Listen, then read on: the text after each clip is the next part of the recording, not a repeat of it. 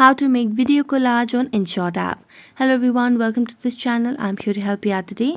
So without any delay, let's get started. So first of all, launch the Inshot application on a device and simply tap on the video option over here. Now tap on new and simply select on the blank option. Tap on check mark and here this is how it looks. So first of all, let's change the background of this particular video over here. For that, let's tap on background and simply select whichever color is more convenient for you. I'm going to select on white one over here and then tap on the check mark. Now what you simply need to do is import the videos. So let's tap on the PIP or picture in picture option over here. So let's drag the videos over here and we're going to just place it wherever we would want, and let's add on another video over here.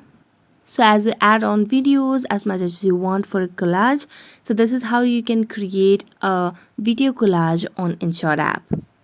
So that's it. Thank you so much for watching this video, and if you enjoyed watching it, don't forget to like, subscribe and hit the bell notifications. See you next time.